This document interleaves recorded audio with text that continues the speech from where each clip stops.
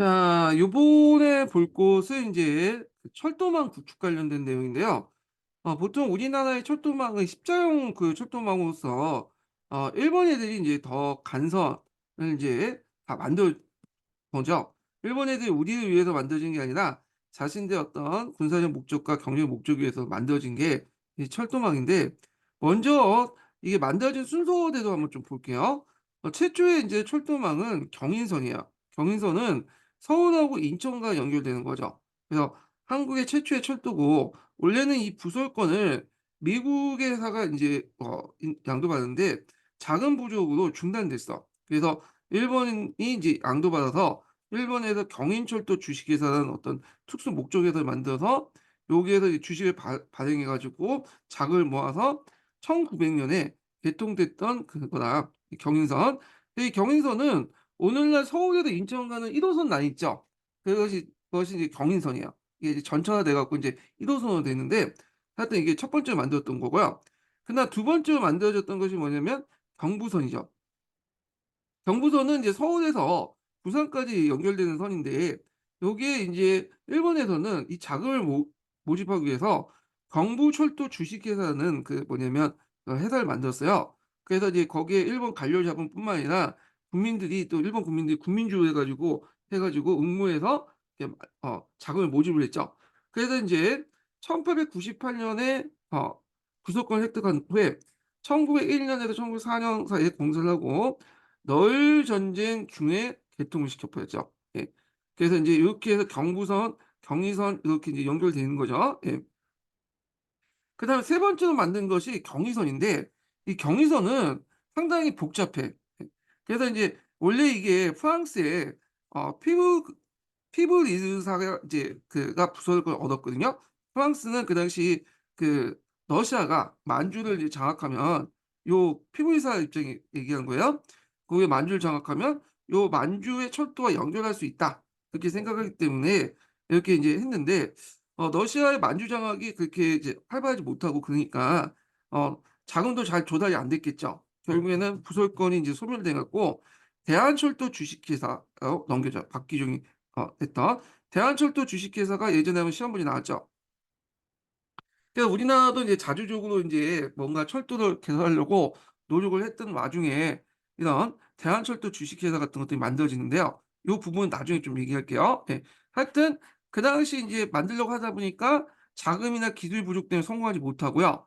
요걸 인제 그 북내부 철도국에서 환수하고, 요 밑에 산하기구였던 서북철도국에서 그걸 왜 착수를 했는데 실패했죠. 그래서 인제 이렇게 있고, 이용식이 아니라 이용익인데, 예.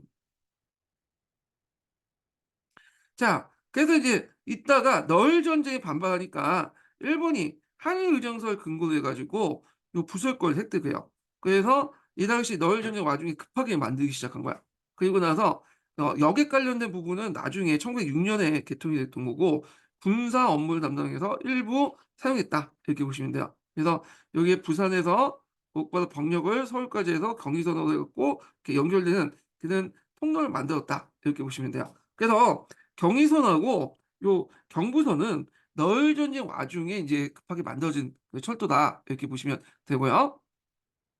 그다음에 인제 볼 게 호남선인데, 호남선이 이제 일제 강점기 이후죠. 호남선은 그 1911 년부터 14 년에 완공했는데, 대개 이제 대전에서 군산까지 연결되는 그 선이죠. 군산이 그 당시 중요한 항구로서 뭐냐 부각이 되는데, 그 이유가 뭐냐면 군산, 이렇게 목포 요 항구는 쌀이 뭐냐면 일본으로 유출되는 항구였죠. 예. 그래서 신흥 도시였어요, 여기에서요. 그래서 인제 이때 인제 있고, 그다음에 인제 여기 보면 경원선이라는 게 있는데, 경원선은 서울에서 원산으로 연결되는 거죠. 그래서 이제 이거는 인제 우리나라 병탈 이전부터 계획을 하고 있었는데, 너일 전쟁 때 이렇게 그 뭐냐면 그 획득한 다음에, 병탁 이전에 널령대 획득한 다음에 이게 완전 개통이 1914 년에 개통한 거야. 예. 그래 갖고 인제 요렇게 연결되는 선이 경원선인데, 경원선은 지금도 있어요. 경원선은 인제 그 서울에서 그 소요산인가 연천까지인가? 연천까지는 지금 전철화돼 있고요. 그래서 오늘 1 호선 라인 쪽으로 쭉 연천까지 올라가잖아요.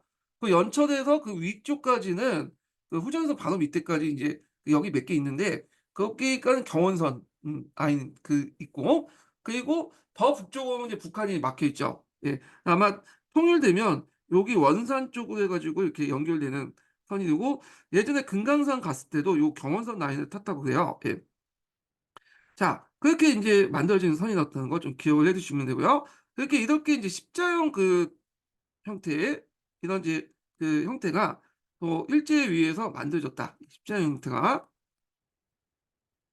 근데 일제는 인제 이걸 대륙과 또 연결시키려고 했죠. 그래서 요때 인제 뭐냐면, 보통 이제 대륙의 철도 크게 보면 예전에 한 시험 문제 나왔던 시베리아 철도가 있어. 이 시베리아 철도가 쭉 연장선상에서 하얼빈에서 블라디보스토크까지 연결된 것이 동청철도야, 동청철도. 예. 그래 갖고 요거는 인제 러시아가 부설권을 얻었죠. 그러다가 이제 소련이 이끌고 계승됐는데, 만주사변 만주국에 양보를 해요. 이게 동청철도가 있고, 동천철도가 여기까지 연결되는데, 여기부터 해 갖고 여기까지가 쭉 뭐냐면 남만주철도야. 네, 남만철도.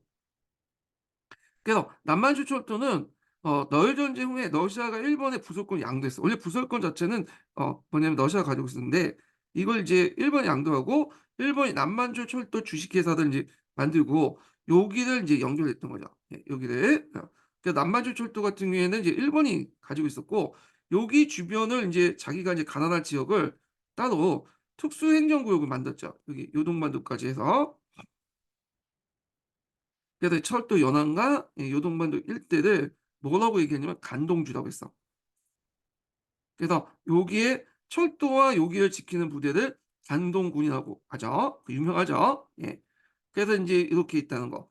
그다음에 인제 일본과 인제 연결해야 될 거 아니에요. 그때 일본은 인제 부산에서 여기 여기 시모세키인가? 시모세키까지 인제 구간 연락선을 탔어요. 그래서 또 간부 연락선이었는데, 여기에서 타면 인제 뭐냐면 일본의 철도와 연결되는 그런 시스템이었다. 그래서 요길 통해서 요렇게 해서 대륙까지 진출할 수 있는 그런 통로를 마련했는데, 자, 이 대륙 침략을 통해서 우리나라 철도를 대륙 침략으로 이제 연결하는 그 모습을 잘 보여주는 게 어떤 걸 보여줄 수 있냐면, 보통 이제 궤도를 나눌 때, 철도 궤도를 나눌 때 표준계가 있고,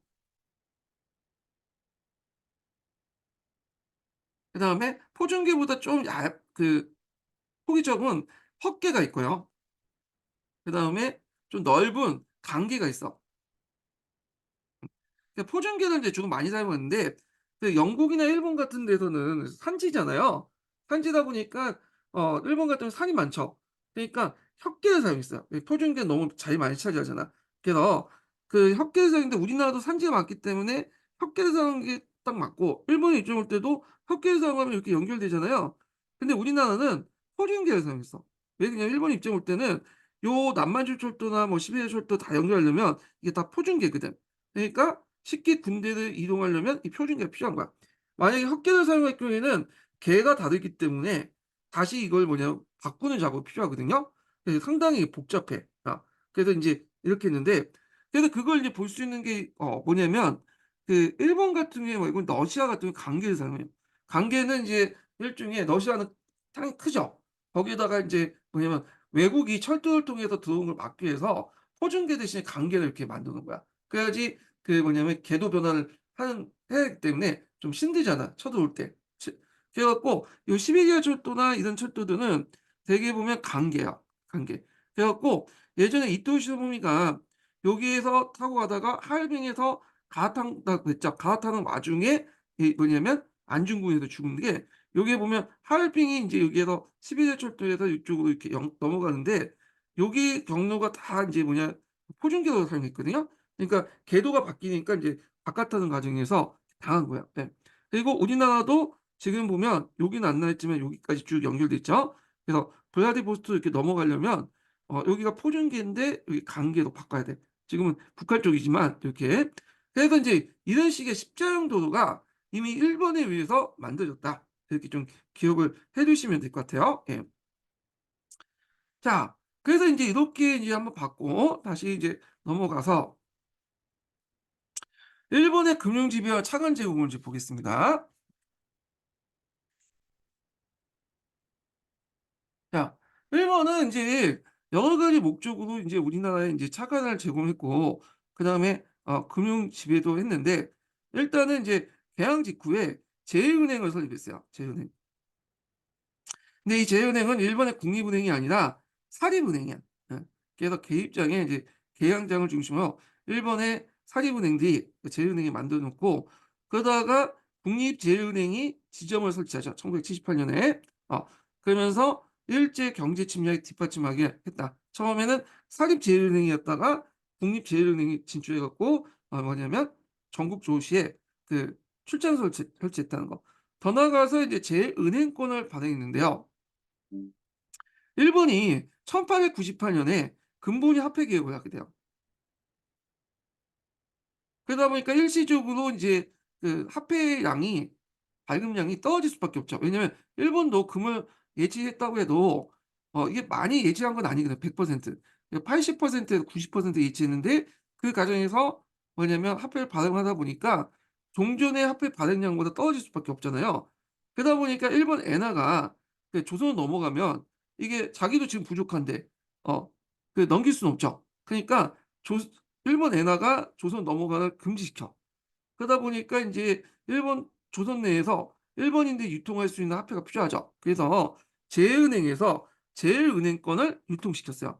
그래서 이 제일은행권은 약간 특수한데 일본 화폐지만 일본에서 사용되지 않고요. 그 조선에서 주로 사용하는 화폐야. 그래 갖고 너일 전쟁 때 군포로서 인제 활용되다가 나중에 인제 메가다 화폐 개혁 때 본위 화폐로서 이제 이용되죠. 예.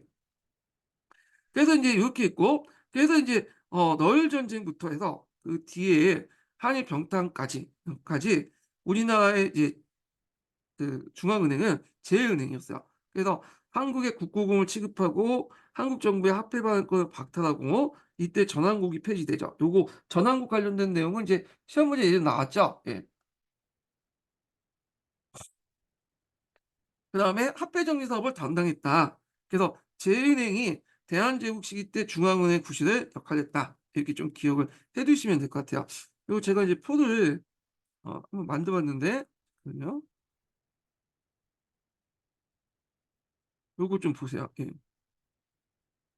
제가 인제 그냥 제가 쓴 건데 저기 잠깐 정리 좀 해 볼게요. 자 1876 년에 수호조교 부록을 통해서 그 당시 일본의 엔화가 사용될 수 있다고 했죠. 근데 일본 엔화는 개항장 안에서만 사용할 수 있었던 거야, 개항장 안에가. 예. 그래서 인제 있고 근데 이제 일본 엔화가 확산될 수 있었던 게 뭐냐면 그 당시 우리나라가 해관세를 중국한테 양도를 해. 해관세 운영을. 그런데 그 해관세 운영을 양도했는데 그 실제로 인제 운영한 것을 또 누가 중국이 어디에 위탁했냐면 일본한테 위탁을 해요. 그래서 일본이 그때 해관세를 받을 때 일본 엔화를 받게 되면서 일본 엔화가 확산된 계기가 됐고요. 그다음 1894 년에 신식화폐 발행 장정을 공포하죠. 그때 인제 뭐냐면 어 일본 화폐를 사용할 수 있도록 했는데 이때부터 일본 화폐가 개항장을 중심으로 했던 것이 이제 전국화 되기 시작하죠. 그러면서 전국적으로 이제 사용되기 시작했다. 이렇게 보시면 될 것 같고요. 예. 자 그러다가 일본이 1897년 그러니까 아까 1898 년이었는데 1897 년이에요. 예. 수정해서 이제 들어 주시고요. 그래서 일본이 이제 은본위 제도에서 근본위 태환제로 바뀌죠. 그러면서 인제 뭐냐면 이게 일본 엔화를 조선에 유출 금지시켜. 그러면서 1902 년에 만들어진 화폐가 제일은행권이야 이게. 예. 그래서 제일은행권이 만들어지고 나서 1904 년에 너일 전쟁 때 제일은행권은 군포로 사용되면서 널리 사용되기 시작했고요. 그다음에 메가다의 화폐 개혁 통해 화폐 개혁도 1905 년에 뭐냐면 근본위 태환 제도가 바뀌면서 제은행권을 사용하죠. 그래서 예전까지는 은본위였다가 여기부터 인제 뭐냐면 근본위 태환 제도 바뀌죠. 그래서 제은행권은 쭉 사용되다가 나중에 일제 강제 그 뭐냐면 우리나라 병탈하면서 이제 바뀌어요. 그래서 1909 년에 한국은행을 만들고 이게 나중에 조선은행으로 바뀌죠. 그리고 1911 년부터는 이제 조일은행권을 인제 폐지시키고 조선은행권을 사용했다. 이렇게 보시면 돼요. 그래서 이 제일은행은 1905 년부터 해서 1911 년까지 우리나라의 그런 중앙은행 역할을 했고 1911 년부터는 조선은행이 일종의 중앙은행 역할을 했다. 이렇게 보시면 될 것 같아요.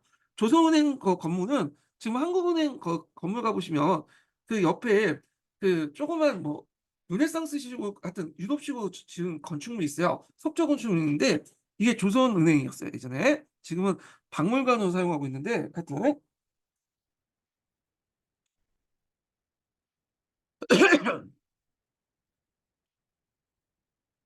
그래서 다시 이제 앞에 돌아서,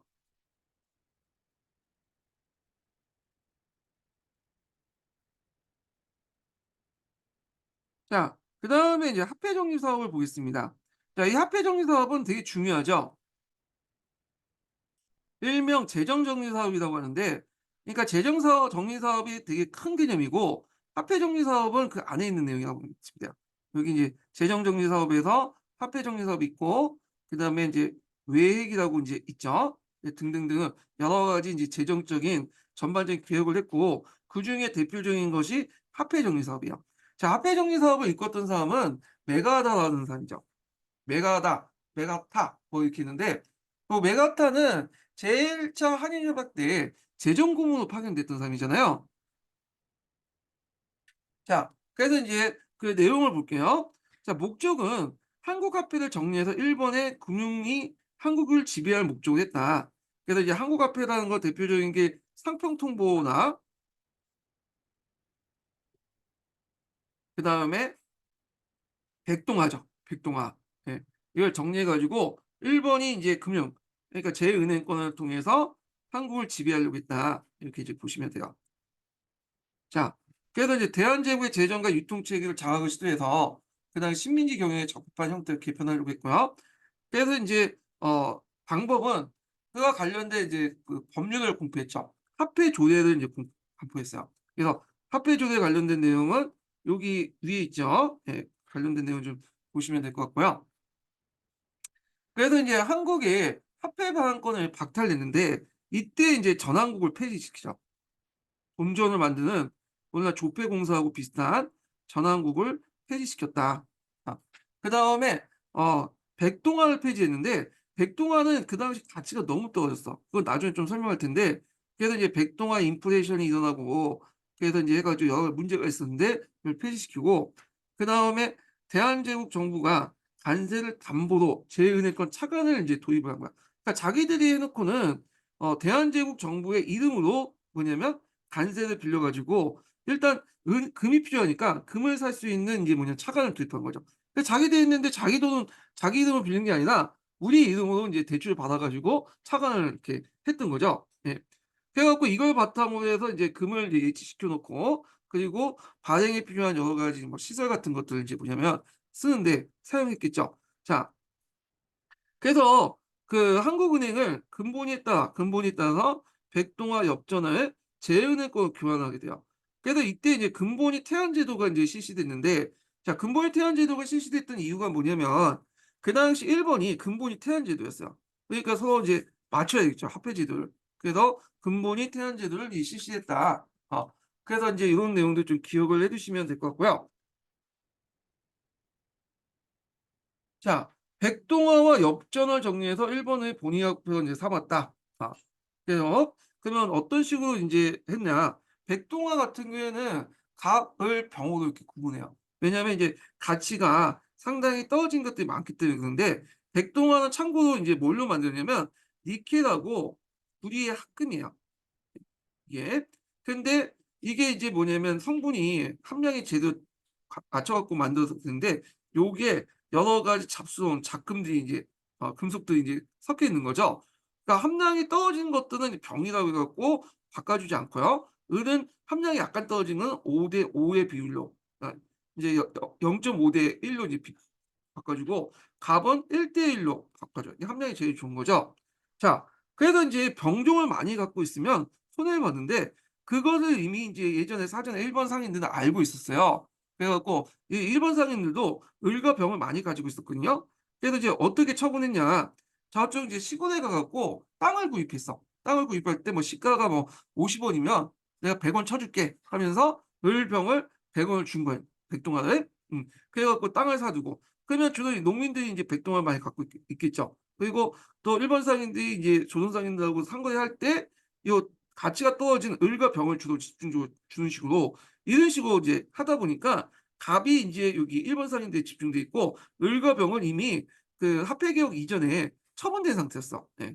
그러다 보니까 그 당시 백동아의 을과 병을 많이 갖고 있었던 사람들이 한국 상인들이나 한국 농민들이었거든요. 그러다 보니까 상당히 손해를 받았다. 그리고 그 한국인들이 손해받았던 그것은 그대로 일본인들이 이득이 되는 거죠. 이렇게 보시면 되고, 근데 이 백동화는 이제 문제가 없었는데 엽전은 좀 교환하기가 힘들었어요. 왜냐면 실제 가치와 포괄 가치가 별 차이가 없어. 그래서 그 엽전은 교환하는 바에는 그냥 그걸 가지고 녹여서 뭐 다른 그 제품을 만들거나 아니면 저기 외국에 수출하는 게 더 이득이 남는 거죠. 그러다 보니까 엽전은 일본의 의도대로 잘 교환이 되지 않았다는 거죠. 지금도 마찬가지죠. 거기 10 원짜리 동전 만드는데 이게 50원 든다고 하더라고요. 그래서 그 50 원을 들기 때문에 그걸 녹여 가지고 뭐 장식품을 만드는 게 더 이득이다. 이렇게 있잖아요. 물론 이렇게 하면 인제 법에 의해서 이제 뭐냐면 그 철장의 가치죠. 예, 하여튼 그건 해서는 안 되는데 하여튼 그렇게 있고, 그래서 인제 이런 식으로 해서 이제 부동가 교환을 했고, 이렇게 앞에 을과 병 같은 경우에는 병은 교환해 주지 않고 을 같은 경우 0.5대 1로 교환해 줬잖아요. 그다음에 소액 교환을 거부하고 거액 교환을 인정했어요. 그러니까 자본 규모가 작은 중소상이 타격했고 교환 기간도 되게 짧았고요. 홍보 기간도 짧았고, 그다음에 일본 상인들은 이미 사전에 알고 있었기 때문에 백동화의 을과 병을 다 처분했다. 이렇게 보시면 될 것 같아요. 예. 그래서 인제 요 관련된 내용이 예전에 최익현의 그 팔도삼인 포고 이렇게 나와 있죠. 을사의병을 할 때 그 당시 최익현이 그 당시 메가드 화폐 개혁에 대해서 비판하는 내용이 있어요. 요게 관련된 사료가 한번 시험에 나왔거든요. 그래서 한번 좀 보시면 될 것 같고요. 예. 자, 여기에서 인제 참고로 요 어 악화는 뭐냐, 백동화예요, 백동화. 백동화 태반이 저들이 만든 것이다 했는데, 백동화 인플레이션이 일어난 원인이 두 가지 있는데, 하나가 정부에서 마구 찍어낸 거야. 어 그것 때문에 일어났고, 두 번째는 일본 상인들이나 조선 상인들이 백동화를 막 찍어냈어. 품질이 저하된 백동화. 그러다 보니까 이 백동화가 악화가 되었다는 거야. 여기에다 양화하고 악화의 개념이 뭐냐면, 자, 양화라는 것은 뭐냐면 측량화폐의 그 표면 가치와 실질 가치가 일치되는 거야. 그래서 약간 한 양이 있으면 그 한 양의 가치를 금 함량을 갖고 있는 거야. 근데 악화라는 것은 그게 함량인데 실제로 금의 함량이 한 양의 기준에 볼 때 0. 뭐 50%나 60% 밖에 안 돼요. 나머지는 여러 가지 철이나 뭐 이런 이상한 금속들이 같이 합금해 갖고 만든 거야. 그게 이제 악화라고 하는 거야, 악화. 그래서 함량이 좀 높으면 양하고 순도가 높을수록 양하고 악 어 그 뭐냐 떨어지면 악하다, 이렇게 보시면 되는데, 악화가 돌면 이게 뭐냐면 인플레이션이 일어나 가지고 결국에는 이제 금의 어떤 그 화폐의 가치의 어떤 신뢰도 막 떨어지죠. 심지어는 양화인데도 불구하고 악화가 이렇게 돌면 양화가 일종의 악화 취급을 받아요. 예. 이게 뭐냐, 악화가 양화를 구축한다는 유명한 말 있잖아요. 뭐 요렇게 인제 있는데, 하여튼 이렇게 이제 측량화폐를 사용할 때는 이런 것도 있었다. 이렇게 이제 보시면 돼요.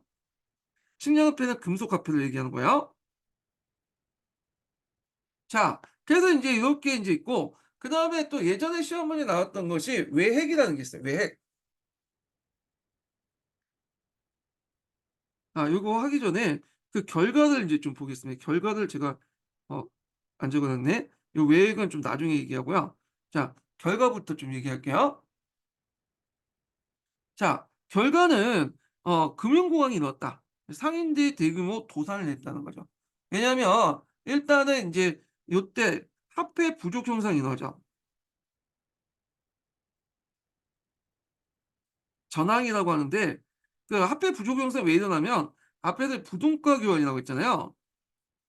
종전에 인제 뭐냐면 1대1로 교환하는 게 아니라 1대 뭐 0.5대 1로 교환하는 것들이 많고 교환 안 하는 것들이 많다 보니까 시중의 통화량이 확 준 거예요. 그래서 예전에 시중의 통화량이 뭐 5 0 0 0만 원이었다면 이게 뭐 2,500만 3,000만 원 정도 이렇게 둔 거야. 그러니까 돈의 가치가 어떻게 돼, 올라가게 되죠. 그러다 보니까 공황이 일어나게 되고, 그런 것들이 상인도산하고 연결돼 있다는 거. 그다음에 또 어음 중지가 일어나.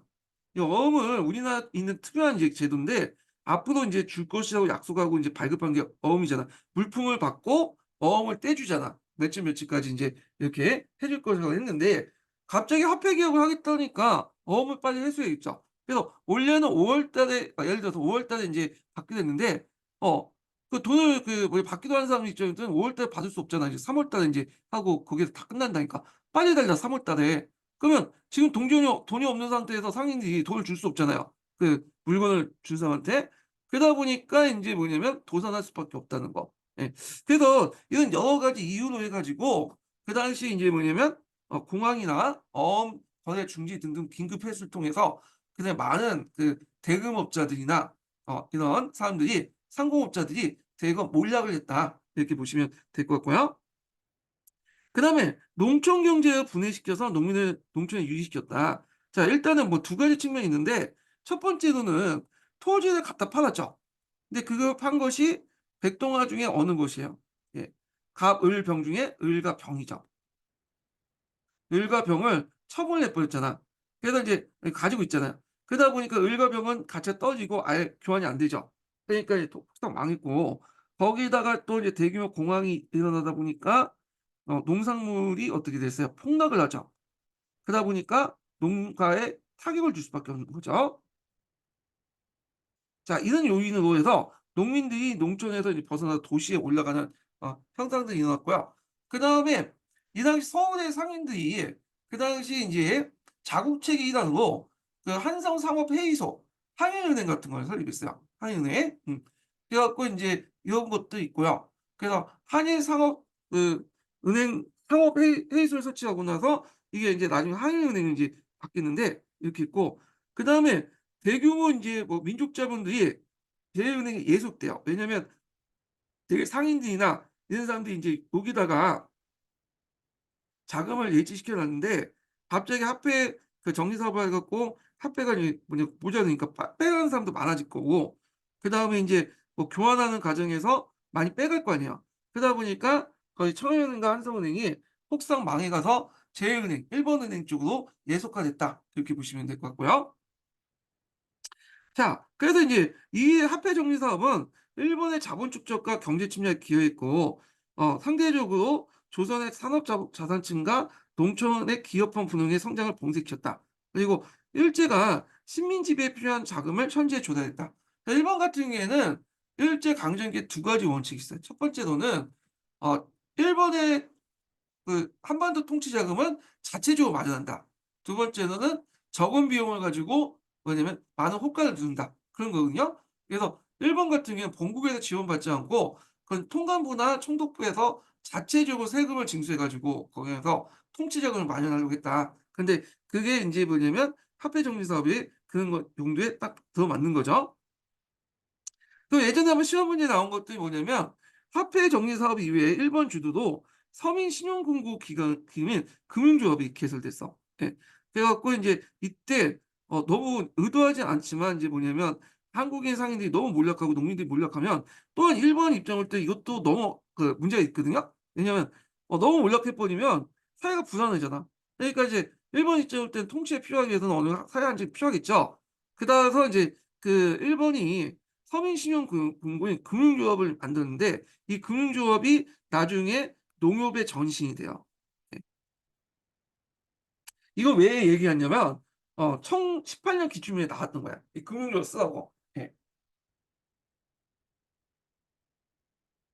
그러니까 금융조합 농협의 전신 금융조합 이렇게 좀 기억 보시 해 보시면 될 것 같고요. 자 그다음에 이제 외액도 이제 보겠습니다, 외액.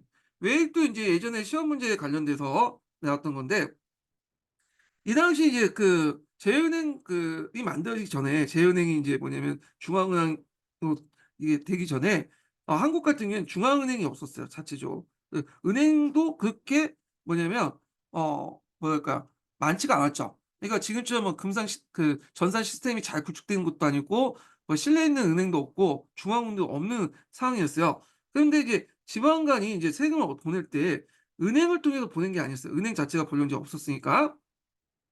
어떻게 인제 걷냐면 일단 지방간이 세금을 이제 걷어요.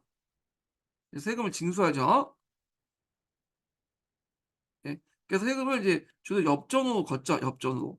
엽전으로 걷고 근데 이걸 직접 이제 중앙으로 올려보내면 안 되고 이걸 이제 어떤 식으로 해서 이제 좀 하냐면 상인을 통해서 간접적으로 이제 보내요. 이렇게. 보통 엽전을 걷고 이제 뭘로 이제 보내냐면 가치가 떨어진 백동화하고 그다음에 또 그 당오전 이런 것도 인제 걸어서 이제 보내잖아요, 중앙에서. 그러면 이제 상인들이 그 거둘 때 곡선을 건너 보내주는 게 아니라 예를 들어 이제 3월 달에 인제 보내면 상인들이 이걸 받아 가지고 언제 납부하냐면 한 12월 달에 납부해. 요 사이. 그러면 요 사이에 한 몇 개월 동안 한 10 개월 정도 상인들이 가지고 있죠. 이거를 다른 데로 돌리는 거죠. 뭐 고리대로 돌려서 어 유용을 하거나 아니면 일부 횡령을 하는 거야. 예. 빼먹는 거죠.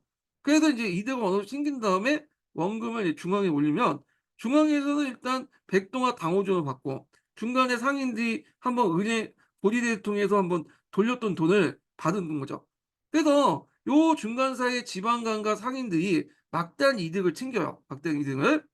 그러니까 인제 "이거 문제가 있다." 그래서 인제 그 당시 메가다 합의올 때 이 외액을 폐지시켜 버렸어, 외액을. 그래 갖고 인제 직접 인제 뭐냐면 지방에서 중앙으로 돈을 올리고 사기 거치지 않고 그리고 인제 뭐냐면 그 제일은행에 이제 입금시키는 식으로 하겠죠. 그리고 인제 뭐냐면 제일은행 걸 해서 백동화 뭐 당원 이런 것들 받지 못하도록 이렇게 해 버린 거죠. 자 그러면서 인제 이 폐지하면서 어떤 문제점이 일어났냐면 여기에 있던 인제 그 당시에 지방간하고 상인들하고 이게 유착이 돼 있었거든, 정부 구간하고 이 외액을 통해서. 그러다 보니까 그 당시 인제 이런 것들은 인제 뭐냐면 있는 상황에서 외액이 가능히 근절되니까 물론 이런 유착 관계를 끊는 데는 나름대로 도움이 되죠. 그런데 일시적으로 조선 상인들의 뭐냐면 자본 부족이 발생된다. 왜냐하면 상인들은 이 단어를 받아 가지고 뭐냐면 12월 달에 넘겨준 대가로 인제 뭐냐면 애액도 이제 뭐냐면 이렇게 막 고리를 돌리고 그걸 가지고 또 자금도 유통하고 그랬거든요. 근데 자금 쪽이 끊기니까 유동성의 부족 현상이 나는 거야, 상인들이. 그러니까 지금 당장 쓸 수 있는 돈이 없는 거죠. 예. 그러니까 인제 이렇게 해서 상인들이 타격을 받았다. 이렇게 보시면 될 것 같아요. 근데 이걸 좀 나쁘다고 볼 수는 없는데 언젠가는 했어야 되는데 그걸 차일피일 미루다가 메가다 합해 때 한 거야 이게. 언젠가는 이건 했었어야 돼 이거는요. 예. 그 외액 관련된 내용이 예전에 기출문에 나왔기 때문에 요거 좀 파악을 해 두시면 될 것 같고요. 자 그다음에 일본이 우리나라에 막대한 차관을 또 제공하죠. 그래서 인제 러일 전쟁 이전까지는 소극적이었다가 러일 전쟁 이후에 인제 우리나라를 먹기 시작하면서 적극적으로 이제 차관을 제공한 거야. 그래서 한국 재정을 일본에 예속시키고 그리고 이걸 바탕으로 식민지 재원을 마련하죠. 자기가 필요한 통치 자원을 한국 정부 이름으로 빌려간 거야. 그리고 한국 정부가 그 당시 이제 뭐냐면 그 차관이 많다 보면 일본에 차관이 많다 보면 뭐냐면 일본이 한국 정부를 통제하기 편하겠죠. 자 이런 이유로 여러 가지 내정 간섭과 이권 획득 그다음에 그 식민지 재원 마련 등 이걸 통해서 뭐냐면 차관을 인제 뭐냐면 도입했다. 이렇게 보시면 돼요. 그래서 인제 이걸 이제 뭐냐면 반대하기 위해서 1907 년에 국채 보상 운동이 일어났죠. 예. 1907 년에. 자 그래서 인제 요 과정 내용 파악을 해 두시고요. 자 일본의 토지 박탈 및 철도 도로 부서를 볼게요. 자 목적은 일본의 토지 낙탈이 인제 청일 전쟁 이후 너일 전쟁 이후부터 계속 됐는데 조선의 식민지를 기초 작업을 했고 청일 전쟁 이후에는 일본의 대자본가들이 호남의 곡창지대에 대규모 농장을 건설해요. 그래서 전주나 나주, 군산 일대에 있고 또 일본인 농업 이민들이 많이 들어오죠. 그래서 이제 일본이 쌀에 인제 진심인 이유가 조선의 쌀에 진심인 이유가 그 당시 그 식량 확보 때문에 그렇죠. 공업화 과정에서 이제 농촌 인구가 도시로 많이 가다 보니까 이 식량을 안정적으로 확보하기 위해서 그 당시 조선을 일종의 자신의 어떤 농업 기지로 만들려고 했던 거죠. 자 너일 전쟁 이후에는 이제 이때부터 일본의 본격적인 토지 약탈이 시작되는데요. 요게 이제 가능했던 것이 이제 한일 의령서 있는 내용 때문에 그렇죠. 그래서 철도 부지를 강타하고 그다음에 군용지 및 주둔지 근처 토지를 약탈하면서 했는데 철도 부지에 있는 약탈이 되게 심했죠. 그러다 보니까 인제 말들이 되게 많은데 되게 이 철도 부지들은 예전에 어 어떤 거냐 역둔토가 있었던 거예요, 역둔토. 역둔토는 뭐냐면 예전에 역참제도라고 있었잖아요. 그래서 이제 서울 중심으로 해서 역참이 이렇게 뻗어 있었는데 이 역참길이 나중에 이 자리에 뭐가 들어서냐면 철도가 들어서 그리고 국도가 들어서죠. 철도와 국도가. 예. 그래 갖고 요게 토지들은 되게 뭐냐면 어떤 토지들이 많냐면 물론 민간 토지도 있고 그렇지만 이제 국가 토지도 있어요. 이런 것들 강제로 인제 약탈해 가지고 이렇게 인제 철도를 낳고 그 과정에서 철도 노동자를 인제 했는데 철도 노동자에게 제대로 값을 준 게 아니에요. 거의 뭐냐면 공짜로 어 아니면 아주 진짜 최저 수준의 임금만 주고 인제 했어. 그래서 이것 때문에 철도 노동자의 반항이 일어났다. 그래서 토지 수요 문제와 노동자 임금 등으로 해 갖고 이 당시 토지 그 철도들 파괴하는 사람도 많았어요. 예. 그래서 철도를 파괴하고 폭동도 일어나고 그런 것도 있었고 철도를 파괴하면 일본 애들이 잡아서니 북부에 처형을 시켜 버렸죠. 자, 그래서 인제 이런 식으로의 십자형 도로가 만들어지고요. 그 과정에서 인제 뭐냐 새로운 도시들이 등장하죠. 우리가 알고 있는 이제 신의주라든지 대전이라든지 이런 도시들은 그다음 강주 물론 강주는 예전부터 있었지만 이제 요때 더 발전되죠. 요런 도는 철도에 의해서 인제 발달된 도시죠. 특히 대전 같은 경우에는 호남선하고 여기 경부선이 교차했던 도시잖아요. 근데 요 지역은 예전에 진짜 한밭으로 진짜 시골이었어. 예. 공주부에 속했죠. 그런데 요 도시가 점점 커지게 돼서 이제 충청도의 대표 도시가 돼 버린 거죠. 예. 그래서 이 신흥 도시를 중심으로 해서 철도를 중심으로 해서 일본인들이 인제 모여 살기 시작해요. 일본인 마을들이 형성하고 이렇게 인제 됐다. 이렇게 보시면 될 것 같고 자 그래서 인제 있고 그 당시 이제 너일 전쟁 도중에 국가 소유 황무지 개혁권을 요구하니까 보안에 갔던 사람들이 반대했기 때문에 처리됐죠. 그리고 1908 년에 그 당시 한반도 만주의 토지를 관리하기 위해서 동양척식 주식회사를 만들죠. 요거 외워 두셔야 되겠죠. 1908년 주로 만주 한반도에 있는 토지를 약탈하기 위한 회사였다. 어.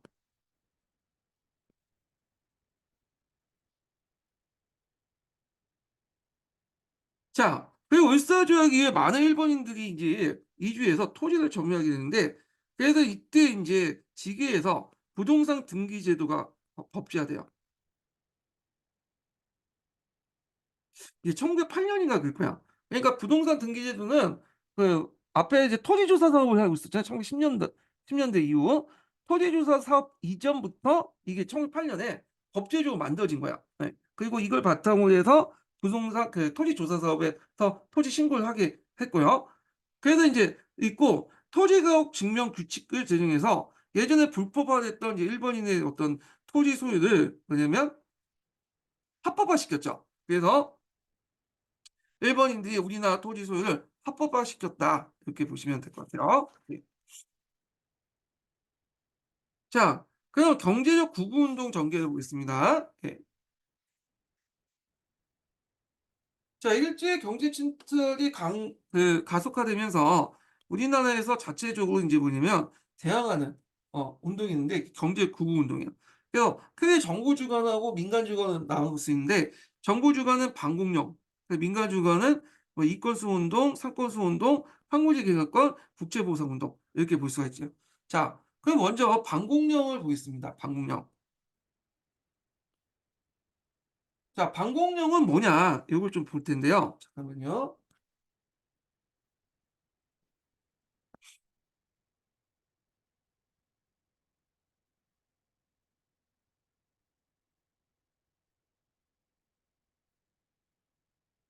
자 방공령이라는 것은 그 조선시대 때 일정 지역의 미국을 그 지방의 납세나 그 주민의 자금을 대비하기 위해서 지방간 이름으로 타 지방으로 미국을 유출하는 걸 막을 수 있었던 그 행정명령이야. 이거는 관찰사가 조선시대 때 내렸던 명령 중에 하나였거든요. 그래서 이때 타 지방 또는 일본같이 해외로 인제 유출을 금지시키는 것들을 막을 수 있었다. 그래서 있었는데 이게 원래 해외 유출 같은 게 무제한으로 했죠.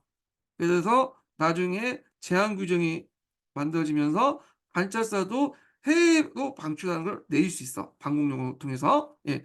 그래 갖고 인제 있는데 이때 인제 방공용 사건이 나요.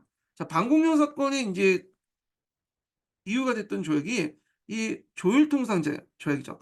개정된 조율통상제 1883 년에 맺어진 건데, 만약 조선국이 수해, 한재, 전쟁 등으로 인해 국내의 식량 욕표에 염려되어 조선 정부가 잠정적으로 사대 수출을 금지할 때는 그 시기보다 한 한 달 전에 지방간이 일본 영사관에 알린다, 이렇게 있죠. 요때 이제 지방간은 관찰사죠. 관찰사가 방공령을 내릴 수 있는 이제 권한이 있기 때문에 그런 건데, 그런데 이제 일본에서 트집잡는 게 뭐냐면 이 한 달 전이야. 우리는 한 달 전에 통보를 못 받았다. 받았긴 받았는데 뭐냐면 통보를 한 달 전에 받지 못했다는 거야. 그렇기 때문에 우리가 이제 일본 상인들에 알려줄 틈이 없기 때문에, 시간적 여유가 없기 때문에 큰 손해를 뭐냐면 얻었다, 뭐 이렇게 인제 주장하는 거죠. 자, 하여튼 이렇게 이제 좀 기억을 해 두시고요. 자, 그래서 인제 방공령의 시행 목적은 일본 상인들의 어떤 농촌 침투와 그다음에 곡물 반출을 이제 구제하기 위해서 했던 건데, 자, 그다음에 시행 배경을 보면요. 자, 곡물의 일본 유출과 홍련화 곡물 가격이 폭등하고 지주층의 토지 확대, 농민의 토지 상실, 소작이나 농업 노동자 전락을 하고 이들이 도시 빈민층으로 유입되기 시작하죠. 그래서 이런 것들이 방공령이나 이모군란, 동학농민운동의 배경이 되는데요. 자, 그 과정을 보면 방공령을 한경도에서 어 여러 번 있었지만 문제가 됐던 것이 항공도 방공령과 그다음 항해도 방공령 사건이야. 이게 1899 년에 일어났던 사건인데, 그 당시 항경도와 항해도에서 곡물 가격이 상승되니까 그 당시 인제 항경도와 항해도에서 그 곡물 밖으로 못 하도록 뭐 금지시킨 거야, 밖으로 나가지 못하도록. 그래서 항경도 방공령은 콩을 이제 대상으로 한 거고, 항해도 방공령은 그 쌀을 대상으로 한 건데, 그걸 통보를 했어요, 일본한테. 근데 일본은 1 개월 전에 통보를 못 받았다. 그래 가지고 조일통상 규정 통상 장정 그 규정에 따라서 그 당시 일본 상인들의 피해 배상을 요구하게 되고, 힘이 없었던 조선 정부는 어쩔 수 없이 뭐냐면 들어주게 되죠. 그래서 방공령을 철회하고 그 당시 배상금을 지불하게 됐다, 이렇게 보시면 될 것 같은데요. 자, 요 관련된 내용을 한번 주요해서 한번 찾아서 읽어 볼게요. 예. 자, 여기 이제 571 번을 인제 좀 보겠습니다. 자, 일본 측에서 조일통상 장정의 규정을 더 항의함으로써 효과를 거두지 못했고, 오히려 방공령으로 피해를 입은 일본 상인들에게 할 수 없이 배상금을 지불하는 경우도 있었다. 그래서 1889 년부터 1900 년까지 항해도와 항경도 방공령은 규모가 매우 큰 것으로 일본 측의 항해에 의해서 외교 문제가 비화되어 일본 측에 11만 원의 배상금을 물어주는 것으로 끝나게 되었다, 이렇게 이제 보시면 될 것 같고, 자, 그다음에 인제 상권 수호 운동을 보겠습니다. 예.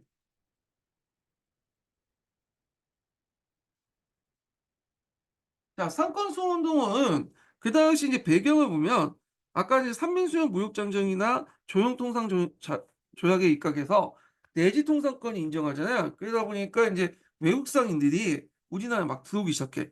그래서 서울과 내륙 통상권이 허용되면서 그다음에 조선인들의 상권을 침탈하게 되고, 그리고 그 당시 거주지 무역을 통해서 막대한 이득을 챙겼던 예전에 조선 상인들이 대거 몰락을 하게 되죠. 그래서 인제 이에 대응하는 과정에서 철시 동맹을 하게 돼요. 그래서 인제 철시 동맹은 인제 서울의 시전, 유기전 상인을 중심으로 해서 청나라 일본의 외국 상인들의 점포만 인천으로 국한시키고, 조선 상인들은 한성을 전담을 주장하면서 외국 산지의 폐쇄를 주장하는 파업을 하게 되거든요. 그래서 이제 이런 것도 있고, 상권 수호 시위, 그다음 시전 상인들이 한국중앙총상회를 이제 조직해요. 요거 명칭 좀 외워 두시면 될 것 같아요. 그래서 외국인들의 불법적인 내륙 산업 활동 엄단을 요구했다, 이렇게 보시면 되는데, 요거 관련된 내용 한번 줄을 찾아서 한번 읽어 보겠습니다. 예. 572 번하고 573번 읽어 볼게요. 자, 서울의 시정과 유기전 상인들이 중심이 되어 청나라 일본 등의 외국 상인들의 점포를 인천 안에서만 국한시키고 초선 상인들의 한성 전담을 주장했다. 또한 외국 산정 폐쇄를 주장하면서 파업을 하였다. 그래서 이제 뭐 장터 민주주의다 민족주의라고 좀 하긴 하는데, 근데 이것도 좀 아쉬운 게 예전에 거리무역할 때는 그 딱 입 다물고 있다가 자기들이 이익되니까 인제 입 다물고 있었던 거잖아요. 근데 자기가 이제 피해를 입었다고 생각하니까 이제 막 들고 이러는 거야. 예. 그래서 하여튼 뭐 이렇게 있는데, 자 한국중앙총상을 볼게요. 이게 이제 한국협회 정신이라고 돼 있는데, 요게 인제 뭐냐면 그 전신이지만 요 보부상은 인제 참여하긴 했지만 실제로 많이 참여했던 거는 시전상인들이에요 이게. 그래서 시전상인들과 그다음 보부상 좀 약간 플러스해 갖고 참여했다고 보시면 돼요. 한국중앙총상회를 조직하여 독립협회와 더불어 상공 수운동을 전개했다. 근대적 생산 경쟁에 권력을 투자하면서 근대적 상을 변모했다. 뭐 이렇게 있고요.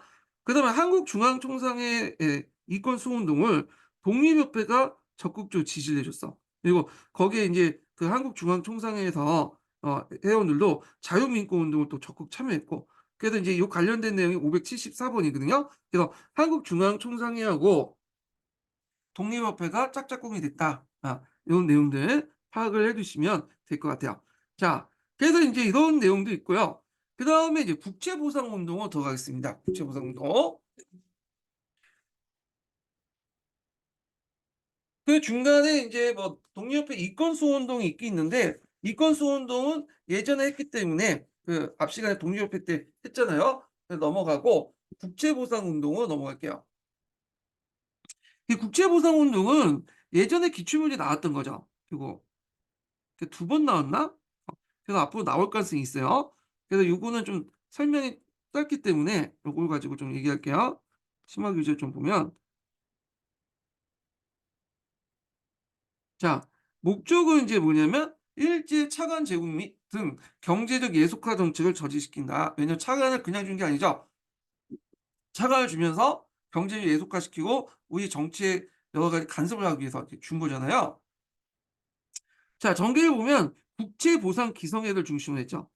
그래서 여기 보면 양기탁이나 김광재나 서상도 같은 사람이 중심으로 대구에서 시작돼서 이제 전국으로 확산됐다. 이렇게 이제 있는데, 그래서 요 관련된 내용 한번 읽어 볼게요.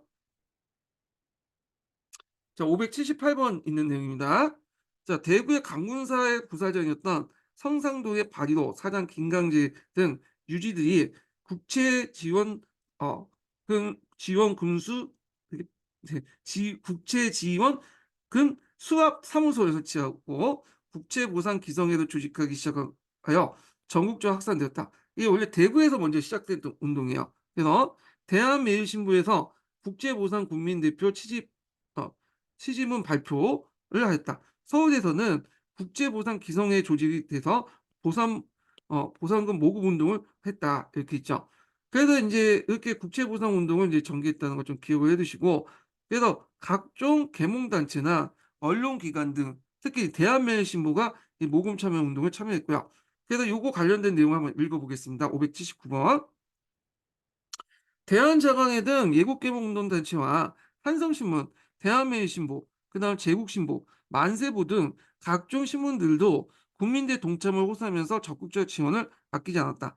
특히 대한매일신보는 성금을 낸 사람들을 신문에 게재하여 광고하기도 했다. 이렇게 했고요. 자, 그래서 이제 각계각층이 참가했고 특히 일본 조선인 유학생도 동참했고요. 그다음에 여성들도 참여했다. 이 내용이 있어요. 그래서 이제 요거의 그 내용인데 한번 볼게요. 580번. 여성들은 반찬감을 절약하고 비녀나 가락지 등을 기부했다. 자, 일본 유학생들과 미주와 노령이라는 것은 러시아를 얘기하죠. 러시아의 교포들도 그 의용금을 보냈는데 이 러시아는 이제 저 연해주 지역을 얘기하고요. 일부 외국인들도 참여해요. 항제 참여했고 항제와 정부 대신도 금연했다. 전 국민들이 전폭적인 호응을 모금이 시작된 지 3개월 뒤인 5월에 20만 원을 받았다. 그런데 인제 일제 방해 때문에 진척되지 못했다. 이렇게 있죠.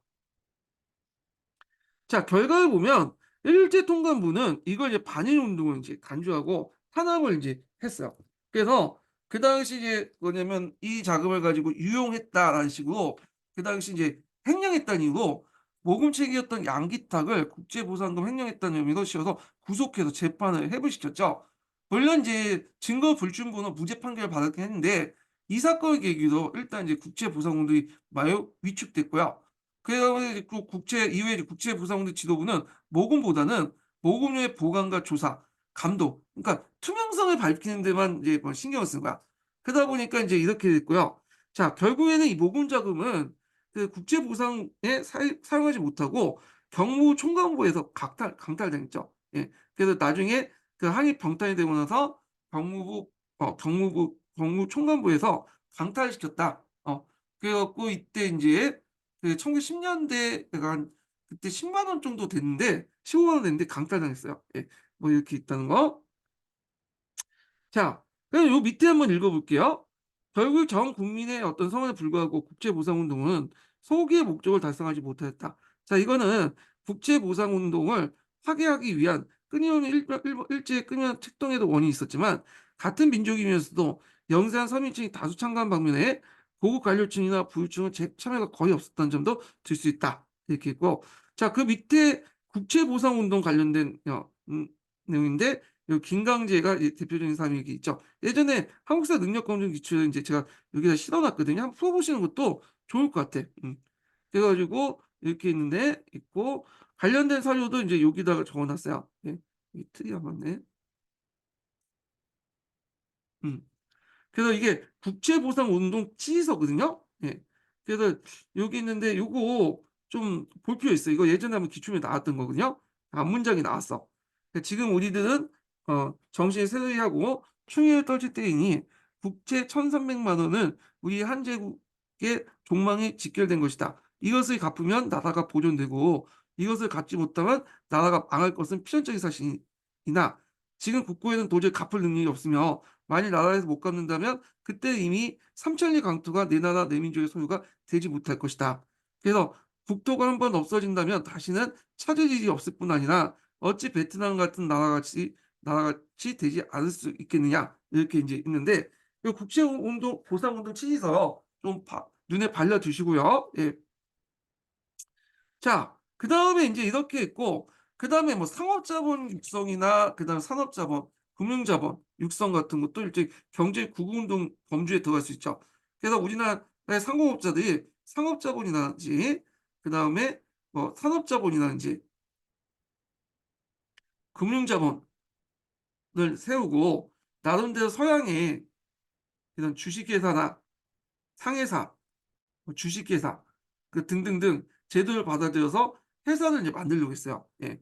근데 이제 노력에도 불구하고 결국에는 인제 자금이나 이런 이제 기술, 운영 기법, 회사 운영 등등이 일본에 떨어졌기 때문에 안 됐죠. 그래서 결국엔 일본의 어떤 자본에 예속되는 결과를 낳게 됐다. 이렇게 이제 보시면 될 것 같아요.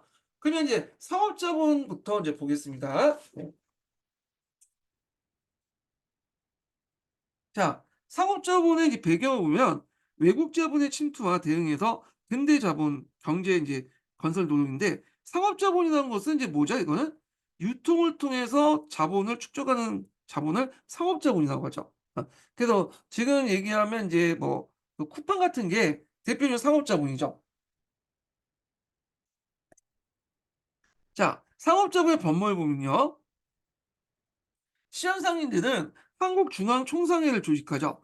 그래서 앞에 얘기한 것처럼 상권 수호 운동을 전개하고 그리고 일부 인제 시한상인 중에 근대 생산 공장을 공유해요. 그래서 요거는 어떤 케이스냐면 상업자본들이 축적된 자본을 바탕으로 공장을 건립해. 그래 가지고 직접 경영한 거야. 그러니까 산업자본이 산업자본으로 이렇게 전환되는 그런 모습을 보이는 거죠. 자, 경강상인 같은 경우에는 일본으로부터 증기선을 이용해서 정부의 세금 운반 독점을 어 그 일본인들 증기선을 이용해서 정부의 세국 운반 독점을 타격을 주니까 일부 관광상인들이 "우리도 이제 증기선을 구입하자." 해 가지고 서울 중심의 이제 미국 유통 분야의 상권을 계속 유지하려고 했다. 근데 증기선 구입 자금을 자기가 마련한 게 아니라 정부하고 그 당시 정경 유착이 돼 있었잖아. 그래서 전원사를 통해서 이게 인제 뭐 마련하다 보니까 세금이 올라가게 되고 이게 동학농민 운동의 어떤 할 때 반발을 사게 됐던 거죠. 예. 그러니까 개성상에는 인제 따로 회사를 만들었어요. 그래서 종삼회사라는 것들을 만들었는데 요때 뭐 시천상이나 건강상이나 뭐 개성상이 같은 상업자분들이 만들었던 회사가 상회사라는 조직이에요, 상회사. 예. 그 주식회사는 아니고요. 주식회사는 주식을 인제 가진 만큼 손해를 보는 회사가 상회사잖아요. 근데 이거는 상회사는 무한 책임 회사가 그러니까 그 유한 책임 주식 같은 유한 책임이 아니라 무한 책임 회사예요. 그래서 이제 있는데 상회사 관련된 내용을 잠깐 보고 넘어갈게요. 그 당시에 인제 서양의 여러 가지 회사 조직들이 인제 소개됐는데 그중에 우리나라에서 많이 인제 형성된 회사가 상회사였다. 그래서 주식회사도 있긴 있는데 주식회사보다는 상회사가 많았어요. 이 상회사들은 기존의 인제 시천상인들이나 보부상들 등 예전에 상인들이 만들었던 인제 어 회사들인데 자 요 회사의 특징이 뭐냐면 주식회사는 자기가 주식을 가진 만큼만 책임을 지면 되죠. 그래서 이제 회사가 망했더라도 뭐 주식만 포기해 버리면 뭐 내가 뭐 거기서 그 회사에 대한 빚을 떠안을 필요 없잖아요. 근데 이 상회사 같은 경우에는 이런 무한회사가 아니라 주식회사처럼 무한회사가 아니라 유한 주식회사처럼 유한회사가 아니라 무한회사예요.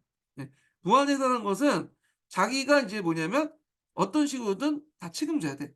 그러니까 자기 가진 지분뿐만 아니라 재산을 갖다 팔더라도 다 책임을 지는 거야.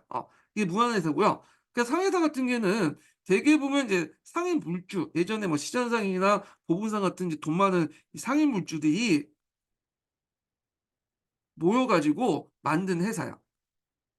그러니까 이제 합작회사라고 보시면 돼요. 주식회사처럼 주식을 모아 가지고 대규모 주식을 모아서 이제 자금을 끌어모으는 게 아니라 기존의 물주들이 자금을 모아 갖고 만든 합작회사고 그래서 인제 이 합작회사고 그리고 책임도 무한으로 지는 거야. 예 주식회사처럼 다 유한으로 지는 게 아니에요.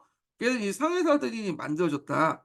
그래 갖고 이제 개항장에 외국 자본이 침투하고 외국 회사 상인들이 국내 진출이 많아지니까 그 당시 인제 계열 사상가들이 회사 제도를 많이 소개했어요. 서양식 회사 제도를. 요 위에 있는 내용들이 이제 그 내용인데 요게 인제 "한성승부에 보면 회사설이 있어. 서양의 회사들이 이렇다." 이렇게 인제 소개시켜 주는 거야. 그래서 인제 회사설은 서양의 회사 제도를 우리나라에 소개한 최초의 논술인데 이 논술에서 회사 설립의 필요성과 그 조직 및 설립 절차를 생생히 소개했다. 그 후에 개항 후에 민족 상인의 회사 설립에 지침이 되었다. 이렇게 했는데 그래서 회사 제도를 수립하고 그런 식으로 회사 제도를 수립하는 과정에서 많이 만들어진 서양식 회사가 상회사 이렇게 보시면 돼요. 합작회사였다 이렇게 보시면 되고요. 시기별로 인제 이런 상황들이 쭉 나와 있어요. 회사 종류들도 나와 있죠. 운송업이나 해운업, 토건업, 제조업 이렇게 인제 있고 그래서 이 상회사들은 대개 보면 이제 정보가 유착돼 있어요. 예. 그래 갖고 정보가 유착돼 가지고 정부로부터 독점권을 받아. 예. 그래 갖고 인제 이런 것들이 특징이고요. 자 그중에 이제 일부 상회사들은 근대적 형태 주식에서 발전되는 경우도 있었다는 거예요, 주식회사. 자 이거는 무한 책임회사인데 주식회사는 자신의 주식만큼 책임지는 유한 책임회사잖아요. 그래서 이 주식회사인데 이 주식회사가 그렇게 많지는 않았어요. 이 상회사가 주였고 일부만 주식회사가 되었다. 이렇게 보시면 되는데 자 이런 상회사도 결국에 자금 부족, 기술, 운영 방식의 미숙 같은 또는 일본의 정치적 방해 등등 해 가지고 결국에는 오래 살아남지 못했다. 이렇게 보시면 될 것 같아요. 예. 자 그래서 인제 상회사 관련된 내용을 한번 했고 다시 돌아와서 자 그다음에 인제 객주나 여각 같은 경우에 보면 개항 초기에는 개항장 객주가 크게 성장했죠. 근데 조총산미 수용 무역장정 이후에 쇠퇴됐어. 그러니까 개항장부터 해서 인제 뭐냐면 소비지까지 유통망을 누가 장악했죠? 중국이나 일본 상인들이 다 장악했잖아. 다만 앞에서 얘기한 것처럼 우리가 인제 편의점에 가면 어 이렇게 물건 팔잖아요. 이런 편의점 같은 거는 주로 내지 객주가 담당했다. 왜냐하면 인제 얘네들 입장부터는 가게방 같은 경우 오는데 앞에 중국 상인이나 일본 상인들이 자기가 한국어도 잘 못하는데 갖다 팔 수는 없잖아. 그러니까 내지 객주가 그 앞에 이제 판매 상호가 되고 그것은 누가 도매까지 해서 유통은 누가 장악했냐면 일본과 중국 상인들이 장악했다. 이렇게 보시면 될 것 같아요. 예. 그 객주 상인 중에 일부가 정부 보완에 상해사를 성립했다. 이렇게 보시면 되고 그래서 상회사 관련된 내용 있죠. 예. 동업자 성격의 상회사에서 일부는 근대적 형태의 주식회사로 발전됐다. 이렇게 보시면 돼요. 자, 그렇지만 이제 자금 부족, 기술, 운영 방식 등을 다 해서 몰락했다. 이렇게 보시면 되고. 자, 그다음에 이제 산업과 금융 자본 육성 관련된 내용을 이제 보겠습니다. 자, 요거 하기 전에 두 번째 인증번호를 좀 알려드릴게요. 예. 두 번째 인증번호는 72번입니다. 예. 두 번째 인증번호 72번이에요. 자, 먼저 근대적 산업자본의 성장을 볼게요. 산업자본이라는 것은 자기가 직접 뭐냐 만들어 가지고 자본을 축적하는 사람들을 이제 산업자본이라고 하잖아요. 그래서 이제 조선후기 때 개항 이전에는 산업자본은 보이지 않았고 그 뭘까요? 산업자본의 맹아, 독립수공업자 이런 것들이 인제 있었어. 그래서 이 산업자본을 인제 개항 이후부터 쪼금씩 등장하게 되는데 이 산업자본들은 다들은 인제 정통적 수공업에서 예전에 만들어 가지고 인제 했던 사람도 있고 아니면 앞에서 언급한 것처럼 상업자본이었는데 산업자본에 투자하는 형태로 산업에 이제 공장을 만드는 식으로 산업자본화되는 것도 있고요. 그다음에 이제 정부에서 간회사 형식으로 운영돼 갖고 운영하는 회사들이 있었어요. 그러니까 다양한 산업자본들이 형성됐다. 이렇게 보시면 되는데 자 그래서 인제 요거 내용을 이제 좀 약간 좀 보면 심화 교재에서 좀 볼게요. 자, 공장 근대적 산업자본 성장을 보면 그 당시 공장제 수공업 메뉴표츠 단계죠. 그래서 정통 수공업을 계승해 갖고 그 당시 조선 유기회사 같은 합작회사들이 만들었고 뭐 연총 공장 이런 것들이죠. 그래서 종전의 수공업자들이 이제 만들었던 회사들이 있다는 거. 그다음 면직물 산업인데 면직물 생산은 주로 상업자본이 공장을 건설해 갖고 산업자본을 된 경우도 많았고 또는 관리기업 그래서 이제 정부에서 만들어진 그 국유 회사도 있었어요. 그 민간 기업과 국유 회사 있었는데 민간 기업 같은 경우에는 시청상인들이 이제 종료 직조사 같은 걸 만들었죠. 이거는 산업자본이 상업자본화됐고 상업자본이 산업자본화됐던 거죠. 그다음에 뭐 대한직조공사 같은 경우는 반간반민, 한성제지회사 같은 것도 있고 그다음에 인제 이런 것들 회사들이 있는데 이들은 인제 동력계를 사용해서 근대적 생산 체계를 했고 그 정부에서 운영한 관리기업도 있어요. 그래서 뭐 직조국을 설립해서 면제품의 생산 기기를 도입했고 그 대조선 저포제사, 한성 한상 한상방적공장 방적 고분, 직조 건업장, 항소 그런 것들은 다 정부에서 운영했던 거죠. 예 주로 인제 이런 회사들은 강국이었기 때 많이 했다. 식상업 정책의 일환으로 사용됐다. 이렇게 보시면 될 것 같아요. 그렇지만 이런 면직물 같은 경우에는 앞에서 얘기했지만 청일전쟁 전후로 해 가지고 일본산 면제품이 들어오면서 포표 면직물이 크게 쇠퇴를 했다는 거. 그런 것들 인제 보시면 될 것 같고요. 그래서 인제 결국에는 그 한 게 있죠. 이것도 산업자본도 마찬가지고 '외국 자본과 일본의 어떤 경제 침투에 몰락을 했다.' 이렇게 보시면 돼요. 그다음에 이제 근대적 금융자본 성장 과정을 보겠습니다. 자, 여기 이제 보면 일단 이제 그 근대 금융제도의 성장 배경을 보면요. 일본의 금융기관 침투, 특히 제일은행을 중심으로 있는 침투가 있었고 그다음에 일본이 고린 대금업 이렇게 성행되면서 내국인이 이제 필요한 은행 설립 시도를 했다, 내국인들이. 그래서 은행 설립 운동을 하게 되고 그때 만들어진 은행들을 좀 보면요. 조선은행이 있어요. 이 조선은행은 뒤에 이제 일본 애들이 그 일제 강점기 때 조선은행을 이제 중앙으로 삼았잖아요. 그때 조선은행이 아니라 이거는 관료자본 중심으로 만들어진 조선은행이야. 다른 거예요. 예. 그래서 이제 그 주로 국고 충남 업무를 다녔고요. 한성은행, 한성은행인데 이 한성은행이 조은행으로 계승되죠. 우리나라 최초의 은행이야. 예. 그래서 조은행이 있다가 그 IMF 넘어가서 그 신한은행인가 우리은행에 통합된 걸로 알고 있어요. 이 조은행은. 그 대한천일은행이 있는데 이거는 이제 왕실은행이고 나중에 상업은행으로 이제 개성이 됐고요.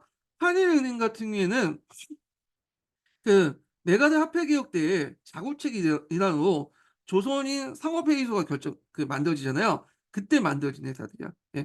그래서 이런 회사는 이제 조선은행은 이제 이름 망했고 한성은행, 대한천일은행, 뭐 한일은행 이런 은행들은 후에 일제 강점기까지 계속 가요. 물론 이제 소유가 인제 일본인 소유로 바뀌었다가 나중에 그 다시 강복 후에 한국에서 되찾고, 그다음 IMF 때 뭐 신한은행, 우리은행 뭐 이렇게 해서 통합돼 갖고 인제 이렇게 흡수 통합된 걸로 알고 있어요.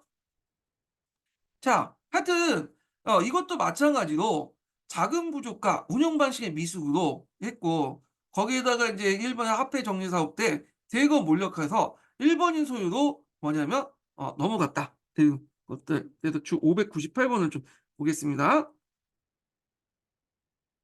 자, 보호국 체제 안에서 화폐 정리 사업 등 민족 자본에 대한 탄압적 때문에 몰려가지 않을 수밖에 없었다. 화폐 정리 사업은 일본이 대한제국을 식민지하기 위한 준비 단계로인 재정 정리 일환으로 실시된 것이다. 그에 한국 상인들에게 화폐 자산을 빼앗아 일본상에 넘겨준 결과 급시간